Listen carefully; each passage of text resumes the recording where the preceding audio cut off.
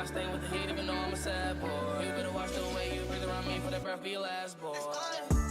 I've been drinking red boy. I've been chopping out these birds, McCoy. No, I made my rich in really 9 months. Overseas, honey skin. Hey Yuji, wake up! As he's smacked over the head, Yuji with a withering stare looks to Kugisaki while he sits on a bench. I could hear you. Then why didn't you answer, damn it? I was thinking. Is the movie about to start? Yeah, come on. And Fushy Girl's getting all the popcorn. As she runs, he says to follow while Yuji does so, saying, Earthworms is pretty good though. I mean, it's so bad that it's good. That's true art. Shut up and let's go. This was about 3 months later when Yuji Uchiha joined Jujutsu Tech. So let's turn the clock back a few days, shall we?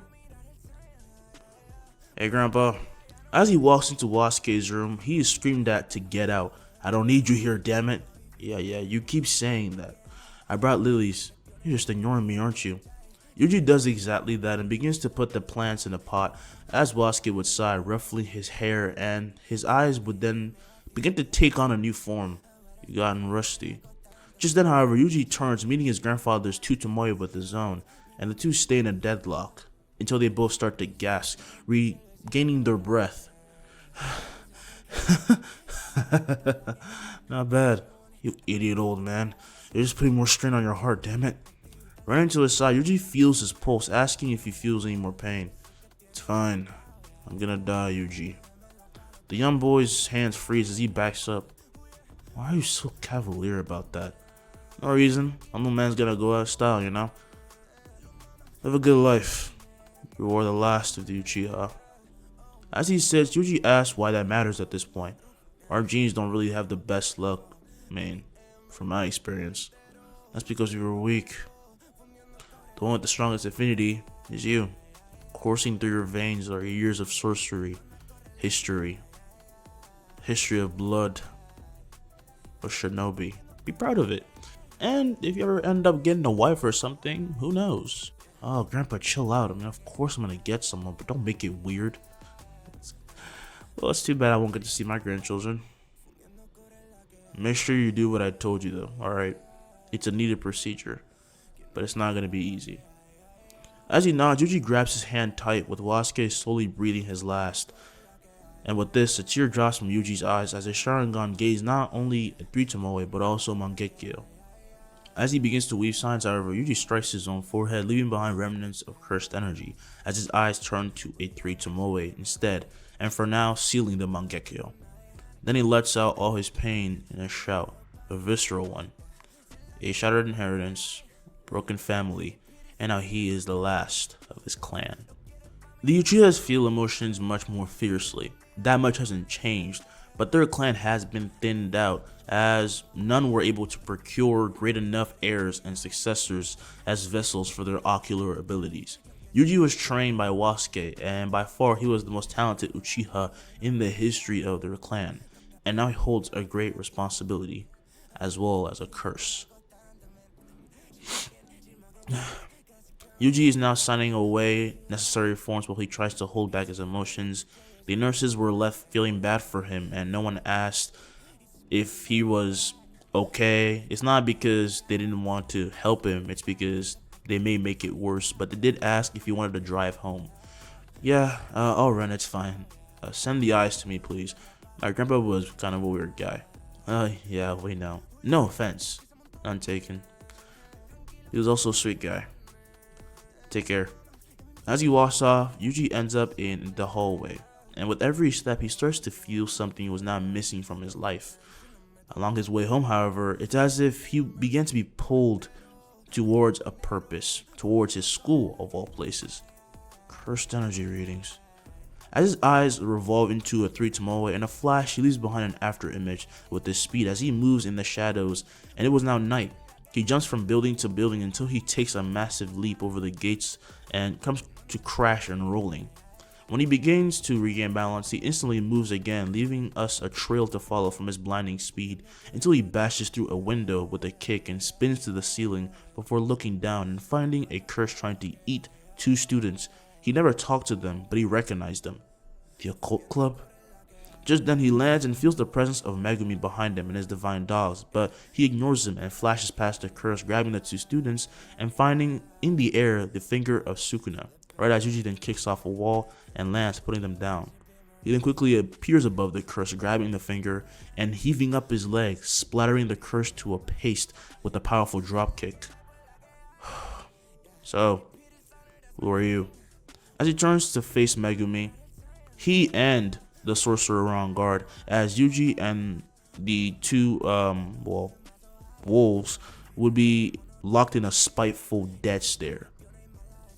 And that's how we met, said Megumi. A few hours have passed, a few days, as we now see he, Gojo, and Yuji now entering Jujutsu Tech. And Yuji says this place is pretty impressive. Just pretty, asked Gojo. Don't force it, old man. As Megumi chuckles, Gojo says he's not even that old, and Yuji says that's what old people say. So, where's this principal of yours? Follow me. The two would then deter from the path Megumi takes while he heads to his room to go rest. They go to Yaga's office, where they enter and find him making puppets. So, Satoru, you're late as usual? You're making dolls anyway, I had a few minutes to spare. Here he is. He pushes Yuji forward as he would introduce himself, and Yaga stands. So, Yuji Uchiha, why have you chosen to become a student here? I mean, most try to stay away from this world. I was born into Jujutsu, so what choice do I have? Also, I have a goal of my own. Do tell. I'm gonna rebuild my clan and fulfill the dream of all my ancestors. Your clan, that's quite an endeavor, and when you say rebuild, don't make it weird, dude. It's just sex. It'll happen eventually. Hopefully it'll be with someone tall with a fat ass. As he chuckles to himself, Gojo holds his stomach while Yaga says he can at least admire his straightforward attitude. Welcome to Jujutsu Tech. Satoru, shown to his room, explain the regulations and this goal of yours. Yeah, no, I'm not rushing it. I'm gonna enjoy being 15, at least for a little while. He makes his way out and Yaga sighs, with Gojo making his way out while still laughing, and a vein bulges on his sensei's head. That goddamn brat.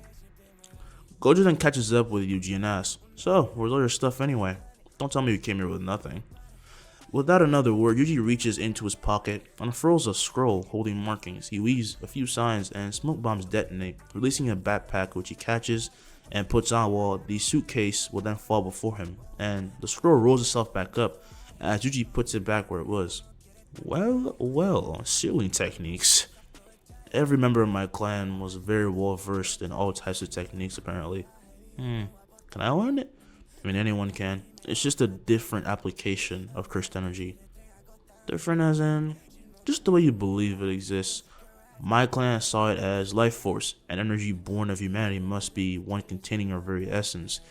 You don't die if you lose cursed energy though, but you always get something in exchange. It can't be taken away without giving something of equal value, like people with heavenly restriction. Don't think about it too much, it's just an ideology. I like your version way more. Making it to Yuji's room at this point, the sensei then tells him to settle in and get dressed for training as quick as he can. Alright, what does training here consist of? How did you train? Kinda curious. My grandpa always took care of that. He was doing the basic stuff, having me run 3 miles every day, holding a horse stance for 3 hours, holding planks for 30 minutes, or maybe 3 hours if he was trying to be a dick. That's not basic. Really? I mean, he always went for the rule of threes. He would even attack me at night sometimes, in my sleep. Is that really not normal? No. As he says this, Megumi enters asking, just what kind of childhood did you have? My clan kind of works in the concept of shinobi, so most of my training was on assassination and how to hide my presence. I can't imagine what kind of monster that old man made, thought Satoru, as he asked what age he was trying to do this, at least where he began his training from. And he said, huh? I was 6. Yeah, I was 4. The two are left wide-eyed. Yuji scratches his head, asking, what's up? Nothing. Moments later, the two students step outside. They follow Gojo out to meet 3 individuals, new to Yuji but familiar to Fushiguro. Senpai, don't call me by that name, damn it. Okaka. I don't care, shouts Maki. No, let's all calm down, said Panda. What's up, first year? Hello, you're a cursed corpse, right? Uh-huh. Most people don't know what to say, but I'm just a panda, so call me that. Gojo would then introduce the second years and said that they would be helping them train today. I want to have a little spar between Yuji and Maki as well. Seriously? Asked Maki. Yuji meanwhile approaches his senpai, stretching out his wrists as he stares her down with a cold look, barehanded or weapons. Maki likes this stare, and being a physical combatant herself, who usually has to use tools and not really fight her teammates like that because they can use Jujutsu, she can tell. He's been trained well. It's the same level as the Kukuri, she thought. Barehanded, and then we'll try swords later. Give him some space. As they back away, Megumi then asks Gojo why he's doing this. Just because. Begin. As he says this, Maki charges, throwing a kick that strikes into Yuji's face as he is sent flying. This leaves everyone worried. While he's in midair, however, Yuji spins and lands. He skids back a bit, but comes to a stop, hanging his body forward. And he touches and feels his neck. Maki at that moment realizes something along with everyone. He diverted the impact the moment he was struck. How'd you do that? She asked. As he stands straight, Yuji then gets in a fighting stance and blitzes Maki with a sweep kick. It lands, but while in the air about to fall, she uses this momentum to strike at his head, but he catches her blow. Then he diverts it away as he falls on his back and kicks up with both legs into her stomach, hurling her into grass as she crashes. Okay, damn it. Someone's beating Maki in hand to hand without cursed energy, said Fushiguro. I think he took me too literal, said Gojo. I was expecting him to use some body reinforcement. As she gets up, Maki then sees Yuji waiting for her to get up, before he then runs forward again. I'm gonna win this, she thought. Don't underestimate me. With this though, as Yuji reaches her, he jumps, swinging a kick which she catches, when Yuji then twists around, striking her in the temple somehow. Huh? Wildfire dance. She releases her grip as Yuji finishes the move and catches himself on his hands, spinning and hitting Maki, who blocks and is knocked into the sky. This is fun. Agreed, said Yuji. She lands, saying that he doesn't look excited. I'll smile after I beat you. That's just the kind of guy I am. Gojo didn't suggest this fight for funsies though, obviously.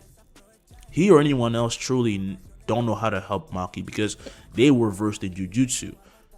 Yuji in this case is their saving grace because he's well versed in combat as well as Jujutsu, because the two categories must work with each other that way for his clan to work the way they do. At least now Maki's growth won't be stagnant anymore and it will turn explosive.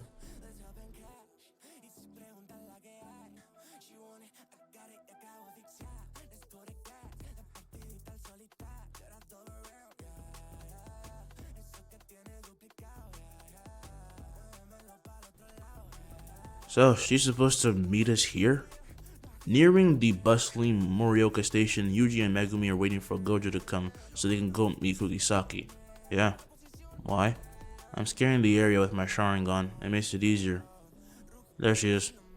Megumi then turns to the direction he faces, seeing a redhead with their school uniform. Hey you, why don't you recruit me? Holding the shoulder of an agent, Kugisaki argues that she could be a model. That's kinda iffy. Ma'am, wait up. Stop for a second. I can be one. Practically holding him hostage, she bothers him until she's walked up to by two boys. When she turns to face them, she releases the man, who runs off in fear. So you two must be my new classmates. Are you wearing makeup? As she looks to Yuji, he deactivated his Sharingan. It's just my technique. No, I meant your face. No, I'm not wearing makeup. Let's go. Gojo Sensei's waiting. They escort her to a nearby place with lockers, and their sensei is also there, and she puts her belongings there for now. She will then introduce herself, along with Megumi and Yuji doing the same. From now on, you guys are a team, so get used to each other, said Gojo. Well now then, asked Megumi. Guess what? Tour Tokyo. Now you're speaking my language. We need to go to TGL. Is Disneyland in the options? Asked Yuji. Sure. You need to do one thing first though. Ah, screw him! Shouting to the sky, Kugisaki and Megumi and Yuji are already inside the cursed building, and Megumi says to calm down. It'll be easy. Yuji? Behind him, he heard Yuji say, there's a kid here. They turn freaking out as Kugisaki asks how he, disappeared like that, because for a moment, they couldn't hear his footsteps, and Yuji says, oh, sorry, I'm pretty loud on my feet. Wait, what did you say before? When he reiterates his previous statement, the three then run for the kid where Yuji would see him, his aura, and bust into the room. They see him in a corner, and as he shivers, the kid sees them and mouths to them that he needs help. Yuji then moves in, grabbing the arm of the curse as it tries to grab the child's neck from the other side of the wall. Aggressively, he then pulls him through to the other side of the wall towards his teammates, as Kugisaki would then fire a nail into its head. Kanzashi. An explosion of cursed energy then blows it to bits in an instant. Be more careful, you almost ruined my uniform. As he picks up the kid into his arms, Yuji with a smile then asks if he's okay. Yeah, thank you. It's okay. Just go to sleep. It was all a dream. As his eyes swirl into a pinwheel, the kid is stunned and instantly falls into a slumber, as Kugisaki then asks how he did that. Genjutsu. He won't remember any of this happening when he wakes up. Whoa. Can you put that to other uses? Asked Kugisaki. You're not gonna become a model, said Megumi. What do you know? I could be. Maybe, but not today. I'm starving, said Yuji. That's the one thing we can all agree on then. Let's go. Kugisaki runs out first as Yuji walks alongside Megumi, and Megumi says, good job today. Thanks. The child is then returned home and is reported to simply have gotten lost as he thought that he had a very vivid dream.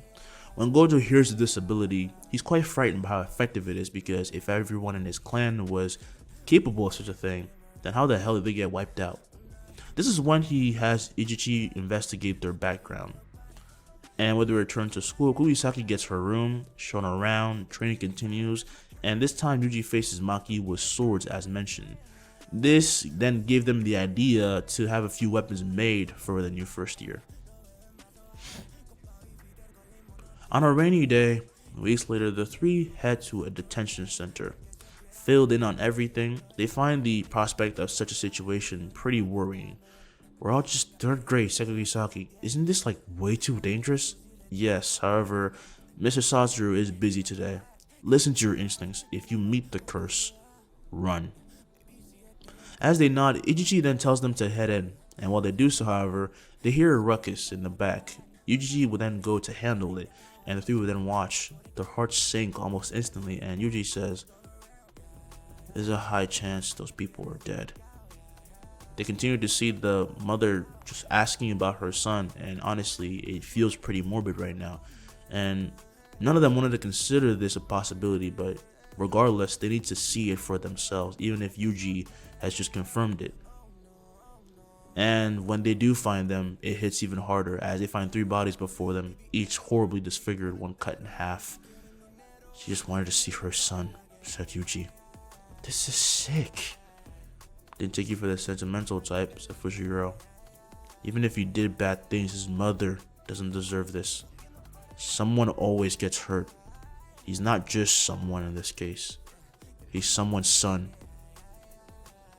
For Fushiguro, most things are based off his conscience, as he has said many times, so he feels no remorse for the people present because there's a reason they're here, but he didn't think about the other side. It brought a lot to his mind. He felt like he was acting like a self-righteous piece of shit almost, because, I mean, Tadashi sucks, but like, he's just acting like his mob's not gonna suffer for this, you know? And then Yuji says, okay, I think we should leave. However, just then, Kugisaki falls through a hole in the innate domain, which closes up instantly as the two boys will then turn. Kugisaki? In that instant, Yuji disappears from beside Megumi and reaches the curse not present in the room, and with a strike, he enters the three Tomoe state. When their clash is heard, Megumi turns and sees the curse be pushed back as Yuji lands. Go, I'll handle it. But it's a special grade. That doesn't matter to me. Go. I'll come back alive. He gives a side smirk, which both worries and pushes his teammate to run off. If you die, I'll kill you myself. He dashed out of there while the giggling finger bearer tears off his lower garments and now stands properly as he then hurls out a mass of cursed energy from its mouth.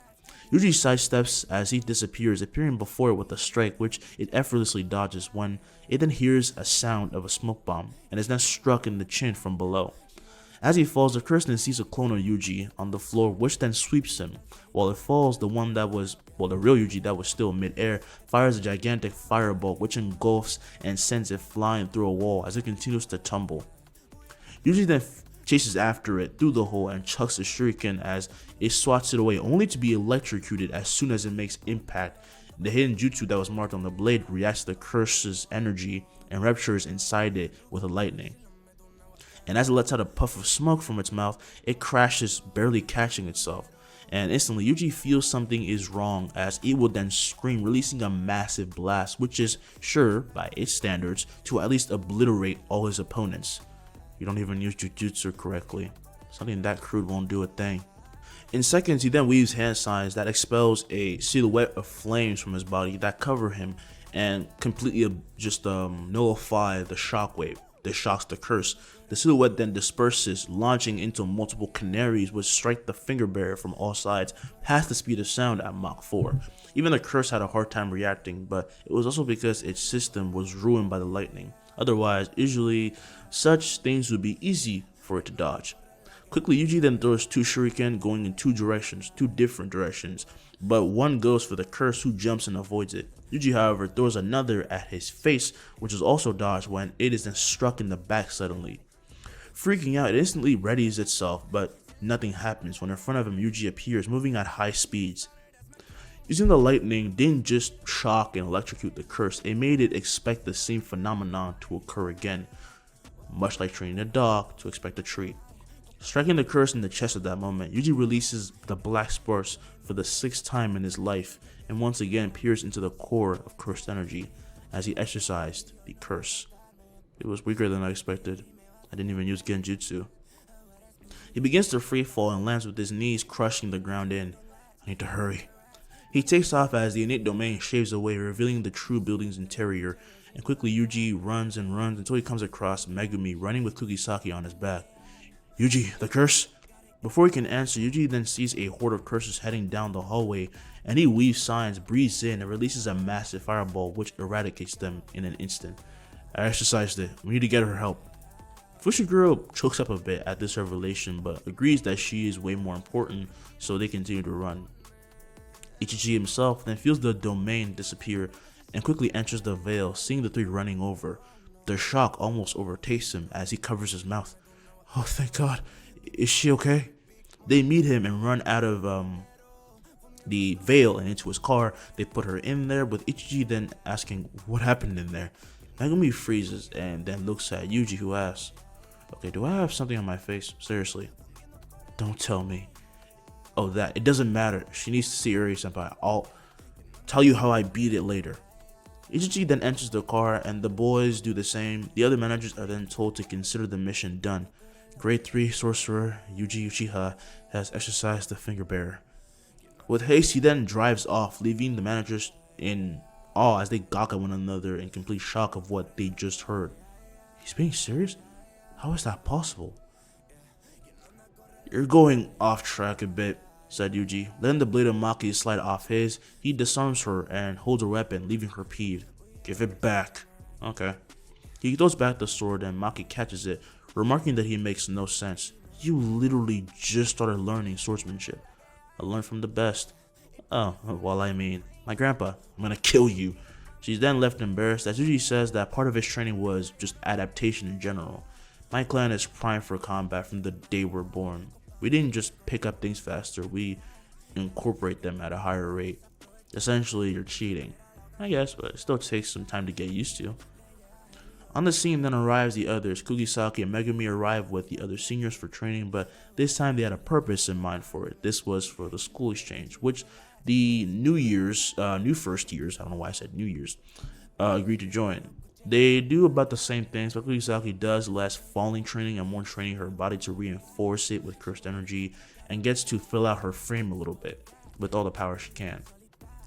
Maki has made significant progress, far more than she had in years. Her strength and all her senses literally quadrupled. Megumi finds that he can store things in the shadow and incorporates that with combat. Divine Dog was never actually killed. Yuji just kept a lookout for the curse instead, so when he developed his Wall's Abyss, he makes Kon. He also makes another combination, using Orochi and Nue, which has the body of Nue and the markings of Orochi with a curled tail matching that of the serpent. The lightning that Nue now discharges also holds the property of poison and can leave one completely paralyzed as well as just electrocuted. It seeps into your nervous system. This makes Megumi's arsenal far more formidable now.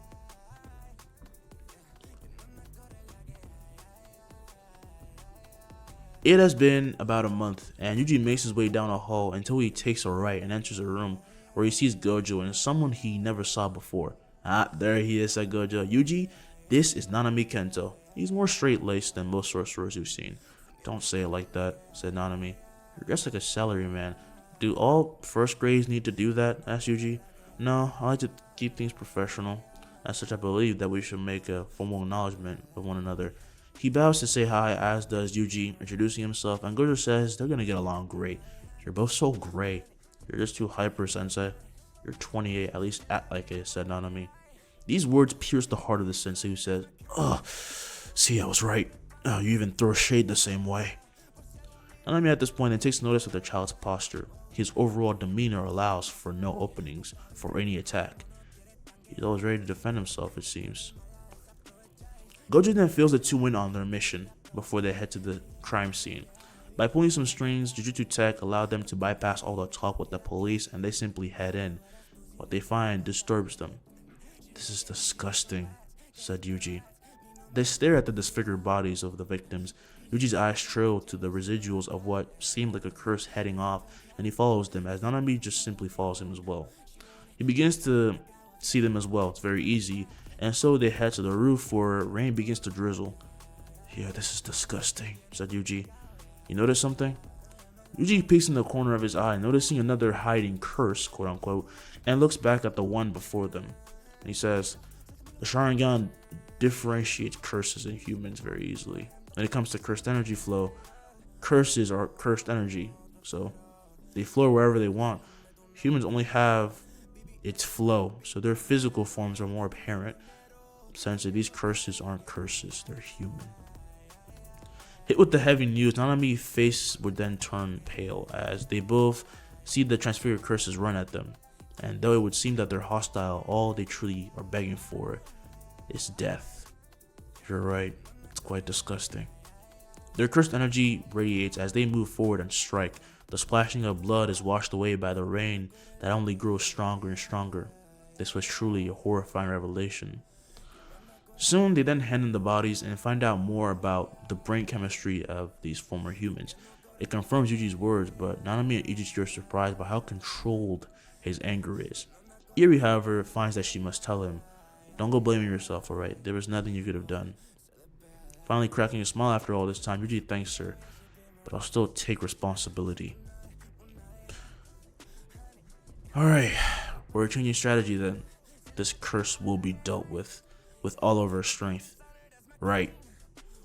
Now, while Nanami goes to face the curse, Yuji is sent to talk to Junpei, mostly because Nanami was told of his background.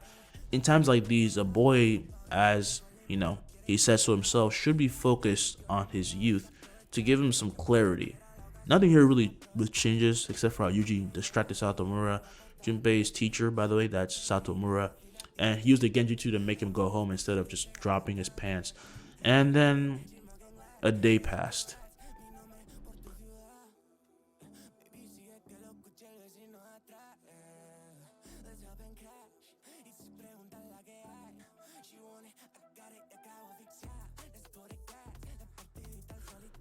Junpei! Sliding open the door to the gym, Yuji is then met by a mound of what he at first thought were corpses before he saw the cursed energy of these students were still pulsing. They were on the ground, laid out. Junpei explained. He glares at Junpei, who stares back with indifference. This doesn't concern you, Jujutsushi. Itadori, have you ever killed someone before? Yes, that's how I got my first Tomoe. I didn't enjoy it, but that guy was trying to play with normal people. Curse them for fun. I wouldn't let that slide. As he took his next step, not a creak is heard from the floors as Yuji appears right above his friend. Whoever did this, I won't let them get away with it. A slight jolt of lightning strikes Junpei, who falls out cold, deactivating his technique as Yuji lands and watches the poison patches on the students fade. The sorcerer then makes his way out into the hall, closing the doors behind. His Sharingan tracks the movement of the present curse. It knows I can see it. It's baiting me. He darts down the hall and then takes a left when he then leaps and kicks through a ceiling, and as he rises past the rubble, he finds Mahito stopping in his tracks and staring back at him. With a turn, Mahito then shifts his right arm to multiple blades. He swings at Yuji, who darts back, avoiding them. He's not particularly strong, so why am I so uneasy, thought Yuji. As the flurry of blades stop, however, Mahito in a blink reaches and touches Yuji's stomach. Man, you're all falling for this one. Yuji, however, unaffected, grabs his arm and twists it to the right, thus giving no time for Mahito to contort his soul, where from above he's then stabbed in the eye by a kunai from the real Yuji. Pulling out the blade, Yuji then lands as the clone clobbers him with a punch in the gut as he sent flying down the hall.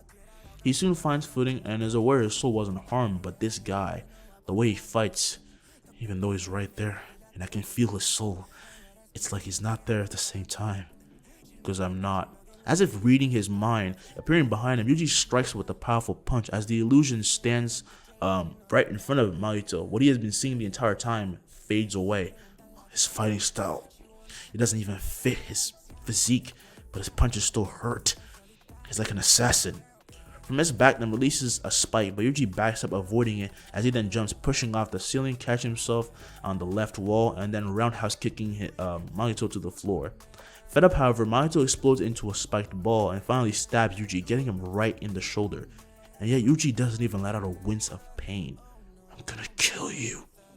Currently unaware of why his enemy sounds so unaffected, Mahito has 100 volts run through his body in a flash as he screams in pain and reforms to his more humanoid form, and looks up, seeing Yuji falling with the hole in his shoulder, and yet again, no discomfort. He began to get scared. Having been so confident, he's never met someone so unaffected by his tricks. You can't be human. Yuji then lands with a thunderous thud, and he says, I figured you out. From the courtyard, we then see Mahito be launched through a window as he sank crashing, but turns his arms to wings and stops his descent. He then sees an approaching fireball that then strikes him. This time he tanks the full damage and is left almost to a char. He heals himself and uses the dust cloud to mask himself to get more time when he notices that he is panicking too much. What's wrong with me? He can still see me. Blowing away the dust with wind bullets, as he's spearing towards Mahito, the sorcerer riddles him with bullet after bullet, leaving holes in his body and forcing Mahito on the offensive. To match his opponent's speed, however, he simply takes inspiration and alters his physiology and now matches Yuji's speed by literally just like contorting his muscles, much to the sorcerer's shock. And when he lands, Yuji dodges a mass of transfigured flesh and he kicks and flails it to the sky, but he aims for Mahito, who dodges his punch when he's then kicked in the stomach from the right. Another clone? As he goes to attack, he's then struck again, as Yuji would then perform the wild fire dance. The purpose of these hits is something that Yuji has never actually fully achieved, but for a moment he performs an explosion of flames as he strikes Mahito and pushes him back, and he hurls blood. This is how the wildfire dance actually works in this world. It actually produces fire by gathering momentum of cursed energy, kind of like striking a match against those stick things, you know. And this is when he hears his name being called out. Yuji then turns to see Nanami scaling down until he lands, and he runs to his side quickly. What happened to him? I assume you mean why he's actually hurt. I figured him out. He protects his body somehow. Everything we strike, it doesn't really matter. But if we don't give him enough time, then we can keep stacking damage. You mentioned protecting his soul. It's not just his body. I'm starting to actually believe those words. Mahito himself takes time to prepare. Now that his two most formidable enemies were here, he knows he needs a wider range of view. He holds out one of his hands, creates an eyeball in it, while he turns his second arm to a saw. The two parties then rush at each other vigorously, and Mahito swings at Yuji, who blocks his saw with his bare flesh and cracks it. Huh? Like I said, I figured you out, so I don't need to hold back anymore. Nanami then strikes with a 7x3 technique right as Mahito's face is clobbered to complete paste damn near, but he reheals himself. Yuji bludgeons him in the stomach as he would then hang forward, and he's then struck back up by Nanami. Uchiha grow physically, mentally, and just psychologically stronger as their tomoe stack. That, and they have a natural binding vow.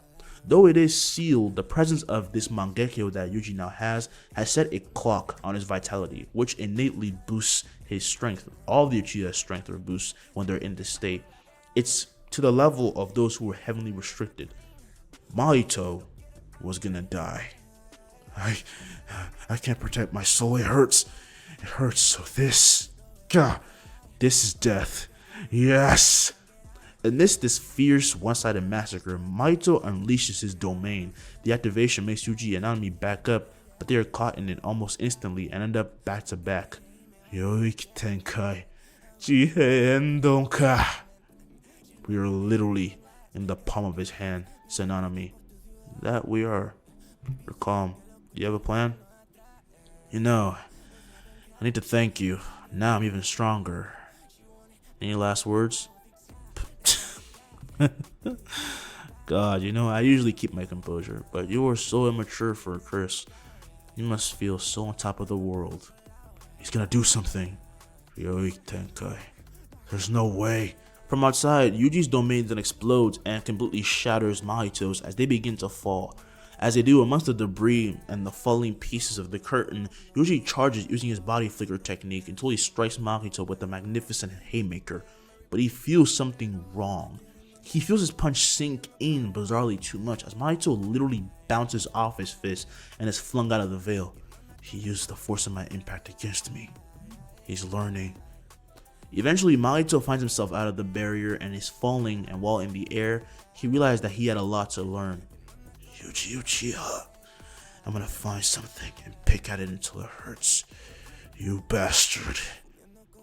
That day, when Yuji ran out to find him, the curse was gone. Mahito escaped that day, and part of himself always regretted it.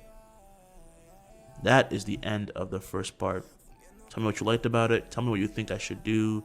Even though this is already set up in advance, I would love your commentary. I could just tweak the script a little bit. And yeah, I hope you have a great day. Peace. I'm gone.